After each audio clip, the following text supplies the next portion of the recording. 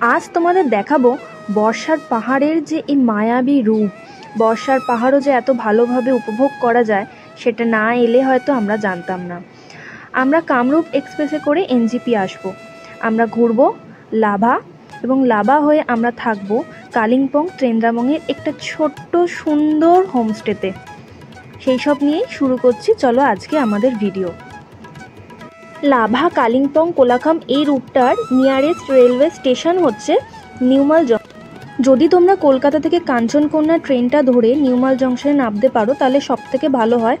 আমরা 14ই আগস্টে কাঞ্চনকন্যা পাইনি, তাই কামরূপে করেই আমরা এনজেপি এসেছিলাম। এনজেপি থেকে লাভা হয়ে কালিম্পং যাওয়ার রুটটা একটু দূরে হয়, কিন্তু কিছু করার ছিল না। চলো আজকে কামরূপের কিরকম অভিজ্ঞতা তোমাদেরকে দেখাই।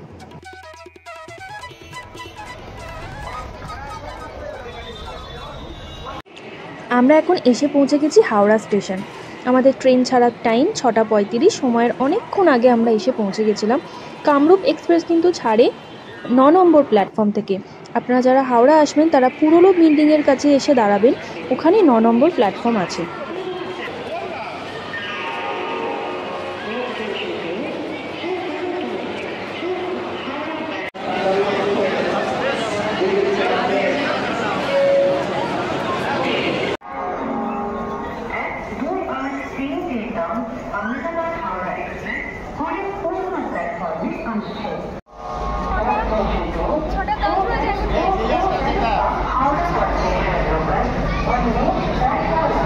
ট্রেন এসে গেছে।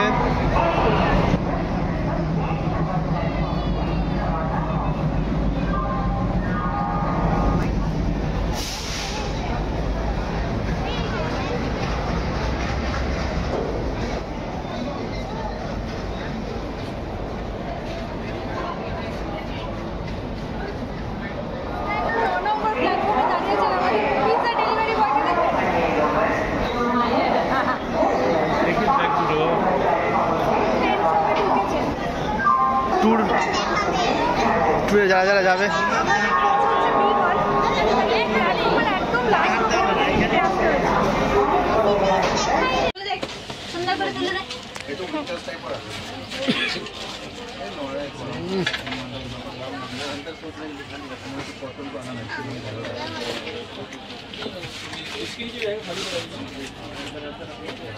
ট্রেন ছাড়লো বলে আমরা গেলাম বলে এই দুটো সাইডই আমাদের পড়েছে, এদিকে 3টে আর এদিকে 3টে। এখানে আমি কাঁচের শেড এখানে সব কিছু দিয়ে দিয়েছে। এখানে খাওয়া শুরু হয়ে গেছে। খাওয়া শুরু হয়ে গেছে তোদের? Yes, thank you Sonai. বললো হ্যাঁ, আবার বলো। হ্যাঁ, থ্যাংক ইউ সোনাই পিৎজার জন্য। ভাই থ্যাংক ইউ, ঘরে বসে বসে তুই এত ভালো একটা রান্না করে পাঠালি। কোন রান্না করে পাঠালি? এই যে আমার পতিদেব এখানে দাঁড়িয়ে রয়েছে।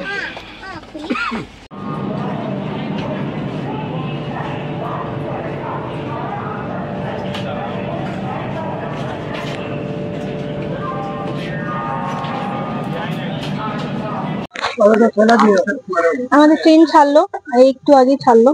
এখন কটা বাজে? 6টা 40, 6:30টায় ছেড়েছে। তবে ট্রেন প্ল্যাটফর্মে একটু দেরিতে দিয়েছিল। আর কালকে আমরা নামবো এনজেপিতে পৌঁছাবো টাইম হচ্ছে সকাল 5:30টায়। এখন দেখা যাক, অন টাইমই থাকে, কামরূপ তো লেট করে না, অন টাইমই থাকে। আশা করি পৌঁছে যাবো 5:30টায়। আচ্ছা, এইবারে একজনের বলার আছে কিছু, সে বলবে, আমি তাকে দিচ্ছি। ফার্স্ট টাইম আমরা দার্জিলিং যাচ্ছি এবারে, আর আমাদের tour planner Sangeeta always better. আমাদের সবার ভীষণ একটা এক্সপিরিয়েন্স হবে, পাহাড়ে প্রথমবার, দেখি ভালো লাগবে, মজা হবে বর্ষায় দার্জিলিং। আর এটাই।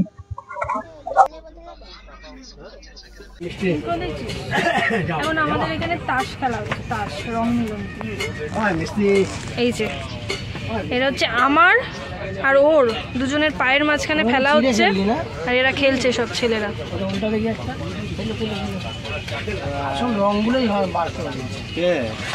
এই যে সব খেলছে। কি বললে? তাসারু তাসারু চলেই যাচ্ছে, কি খেলছি? শুনতে পাচ্ছে তো? ভালো, বক্তব্য হেভি, শুধু খেয়েই যাচ্ছে। আচ্ছা, যেটা বলার ছিল, ও একটা ব্যাগ, শুধু একটা ব্যাগ এনেছে খাবার, শুধু খাবার। মানে আমি বলেছি দার্জিলিংয়ে গিয়ে 2 দিন তোকে খেতে হবে না কিছু বাইরে থেকে কিনে, ওগুলো এনেছিস, ওগুলোতে খাবি। আমি সেটা দেখাচ্ছি। এই যে একটা ব্যাগ, একটু বাটা সরাও, থেকে বড় আর কেউ নেই, তুই তুলে বেশ বড় ব্যাগ, সেটাই শুধু এনেছে হচ্ছে কি খাবার। আচ্ছা, আমরা এখন ব্যান্ডেল ঢুকলাম, বাট ট্রেন এখন 15 মিনিট মতন লেট। দেখা যাক কালকে সকালে আমরা কখন গিয়ে পৌঁছাই। অবশ্য তাড়াহুড়ো কিছু নেই, আস্তে ধীরেই যাবো, জার্নিটা এনজয় করা উচিত। আর আমরা এখন চলে এলাম নবদ্বীপ ধাম। ইয়েস, মায়াপুর নবদ্বীপ চলে এলাম।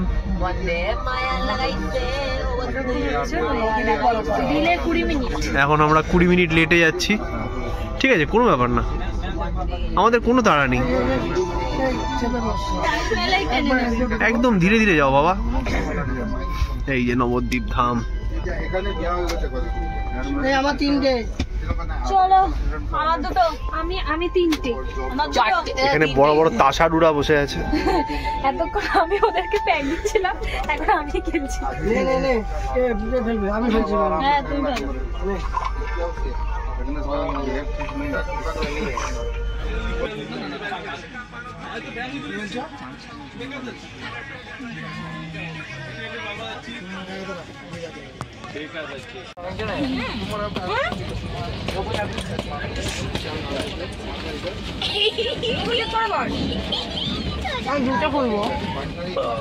জল খাচ্ছি আমি,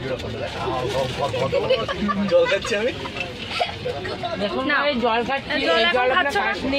খাচ্ছি, আমরা চললাম কালিম্পং।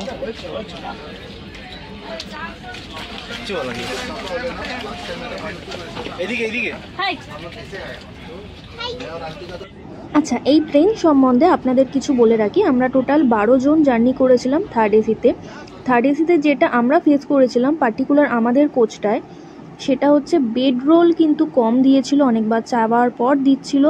পিলো কভার একটু ময়লা ছিল, সেটাও চেঞ্জ করে দিয়ে গেছিলো বলার পর। আর আমাদের ওয়াশরুমটা কিন্তু জল শেষ হয়ে গেছিলো, যেটা জল আর ভরা হয়নি। আর পাশের কোচের ওয়াশরুমে কিন্তু জল ছিল, বাট একটু ক্লিনটা কম ছিল। এটাই আমরা প্রবলেমটা ফেস করেছি। হয়তো ওই দিন পার্টিকুলার হচ্ছে, অন্য দিন হয় না, সেটাও হতে পারে, তবুও আমি বলে রাখলাম।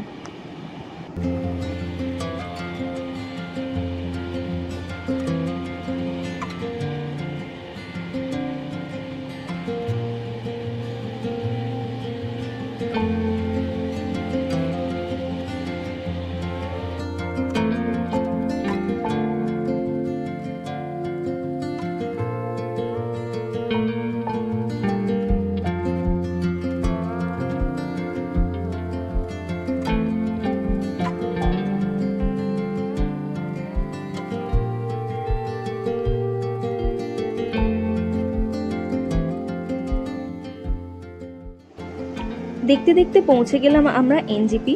সময়ের ঠিক 10-15 মিনিট লেটে আমরা এনজেপি পৌঁছেছিলাম। 5:30টার টাইম ছিল, সেটা আমরা পৌঁছাই 6টা বাজতে 10 মিনিট আগে। খুব একটা দেরি আমাদের হয়নি।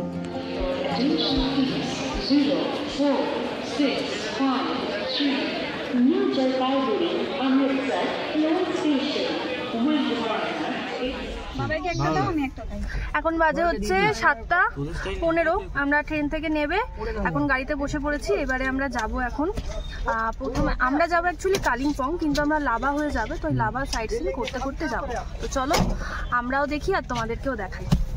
আচ্ছা, গাড়ির ভাড়া কিন্তু আমাদের পড়েছিল, একটা গাড়ি 5,000, একটা গাড়ি 4,000। আমরা টোটাল 12 জন ছিল। একটা বড় গাড়ি একটা ছোট গাড়ি নিতে হয়েছে। ইতিমধ্যেই পাহাড় দেখা গেছে, পাহাড় দেখলে কার না মন ভালো হয়ে যায়। তো এই জার্নিটা তোমরাও উপভোগ করো আর আমরাও উপভোগ করি।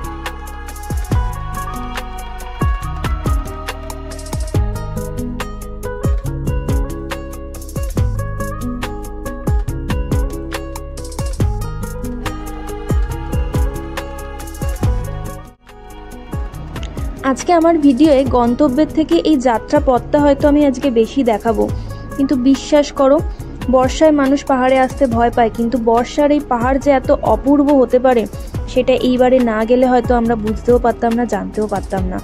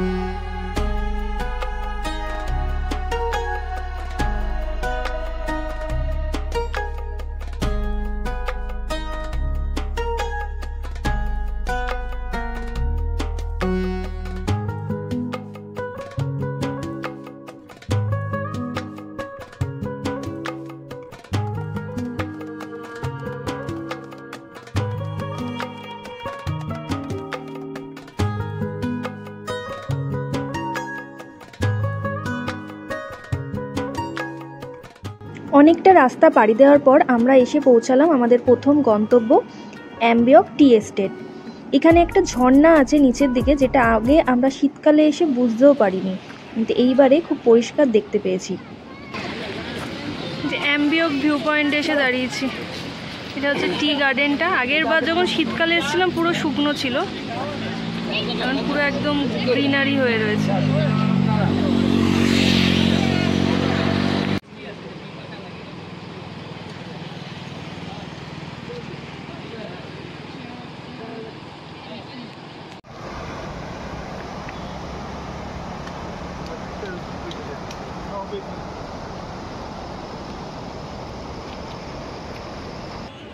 তারপর কিছুটা রাস্তা পার করে আসার পর আমরা চলে এসেছিলাম চেল রিভারের ধারে। ওখানে আমরা একটা রেস্টুরেন্টের খাওয়া দাওয়া করেছিলাম, খুব ভালো ছিল খাওয়া দাওয়া।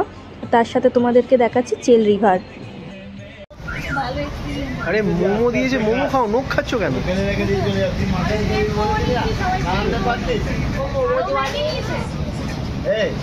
তুই যদি আস্তে আস্তে খাস, তুই তেল রেখে দিয়ে মাকে রেখে দিয়ে চলে আসলে ভালো হতো।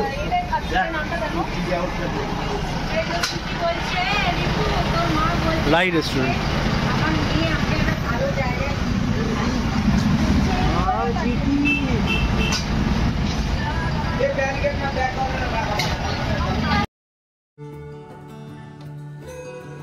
এই হচ্ছে চেল রিভার।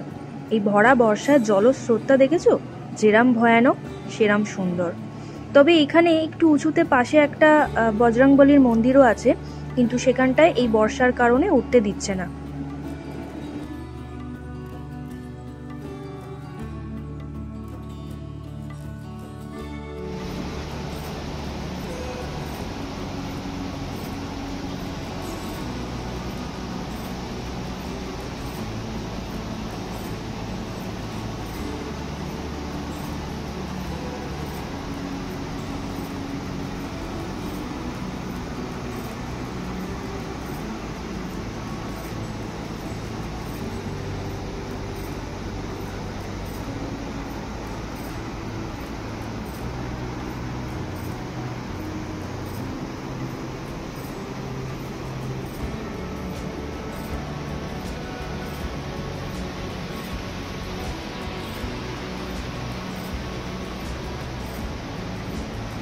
এইবারে আমরা এগিয়ে চলেছি লাভার উদ্দেশ্যে।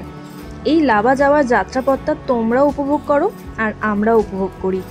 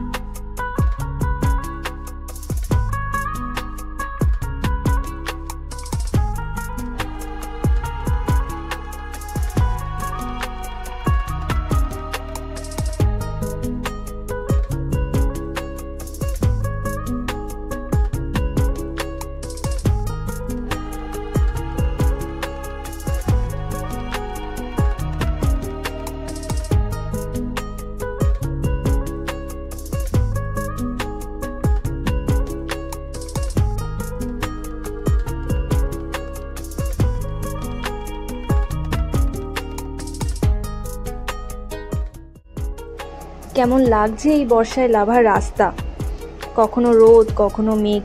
এ এক অন্যরকম অভিজ্ঞতা, যেটা বলে বোঝানো হয়তো সম্ভব নয়। এইবারের ট্যুরে আমার গন্তব্যের থেকে আমি রাস্তায় বেশি দেখাবো বলেছি, তার কারণটাই হচ্ছে শুধু এটা।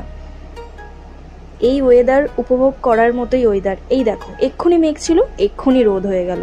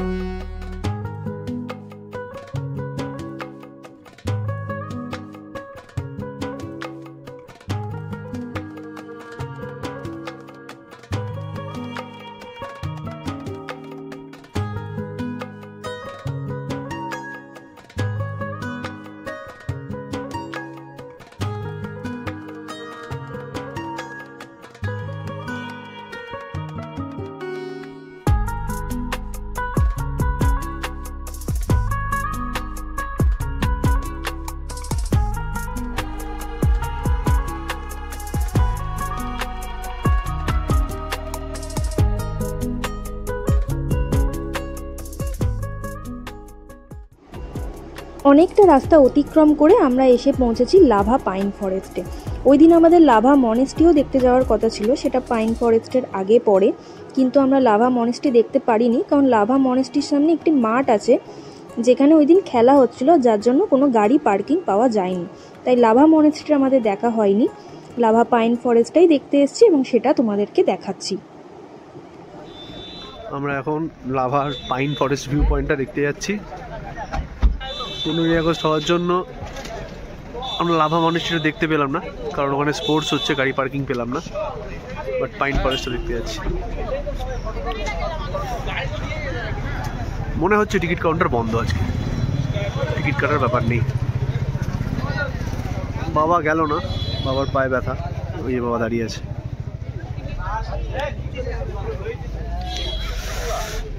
ইয়েস, বলো। এখানে 20 টাকা টিকিট নেই, আমরা যখন জানুয়ারিতে এসেছিলাম তখন 20 টাকা টিকিট নিয়েছিল, এখন মনে হয় বর্ষাকাল বলে হয়তো বন্ধ আছে বা কিছু ঠিক জানি না। আর মনেস্ট্রিটা আমাদের আজকে দেখা হলো না, ওখানে স্পোর্টস হচ্ছে, তো গাড়ি পার্কিং পাইনি। আমি উঠি, হ্যাঁ আমারটাও তুলবো। আর তুলবো, তোমারটা আমি তুলবো। सबका बदला लेगा तेरा फैजल।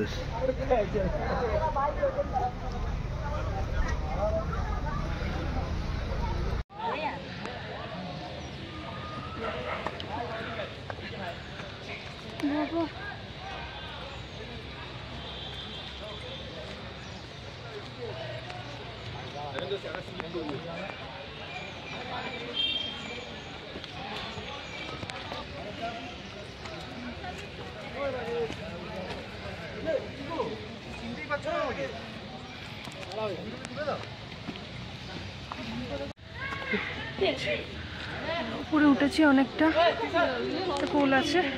আচ্ছা, এই বর্ষাকালে পাইন ফরেস্টে কিন্তু জোক আছে।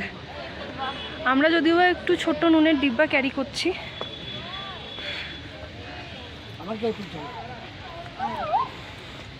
এই তুই ওখানটা ওরম ধারটায় গিয়ে দাঁড়িয়ে আছিস কেন?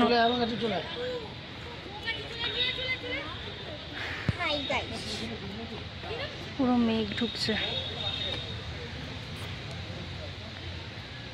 সম্ভবত ওই দিকটা বৃষ্টি হচ্ছে, আবার ওইখানটা একটু রোদ,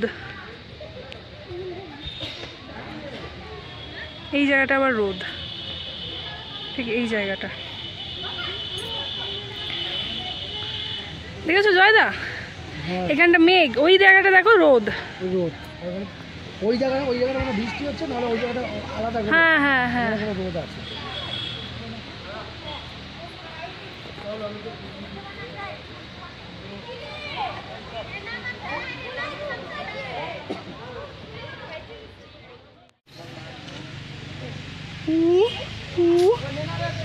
এরকম আওয়াজ করছো কেন? এই যে এই যে এই আওয়াজ করছে। আমার সানডে সাসপেন্সে একটা গল্পের কথা মনে পড়ে যাচ্ছে, পথ নেই।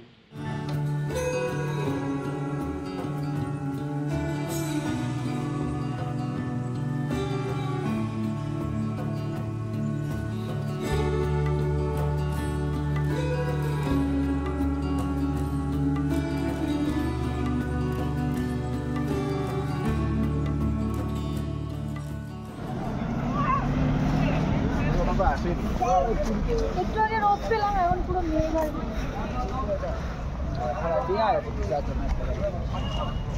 এটা হচ্ছে আই লাভ লাভার। এখানটায় সবসময় যেটা ভিড় থাকে ফটো তোলার জন্য। এই যে মেঘে ঢাকা পাইন ফরেস্ট।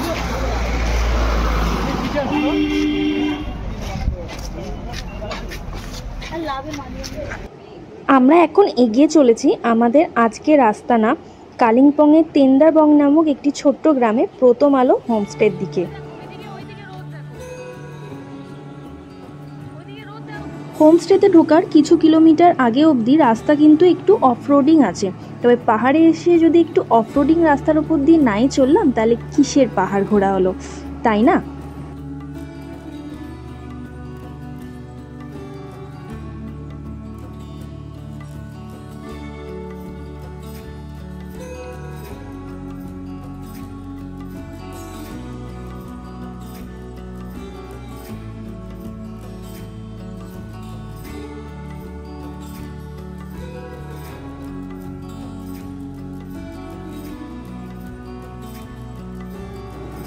এই যে এবারে প্রায় চলেই এসেছি, আর 5 মিনিট।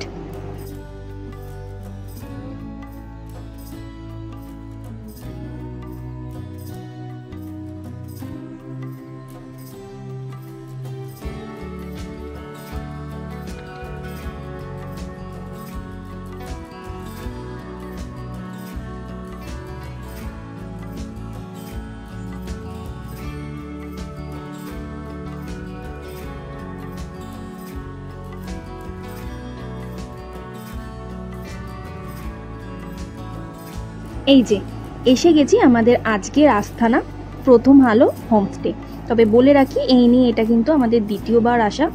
বারবার বলছিলাম যে আমি শীতকালেও এসেছি, তো শীতকালেও কিন্তু আমি এসে এখানেই থেকেছিলাম। তবে শীতকাল আর এখনের ওয়েদারের মধ্যে অনেকটা পার্থক্য, আর দুটো সৌন্দর্যও কিন্তু দুরকমভাবে সুন্দর।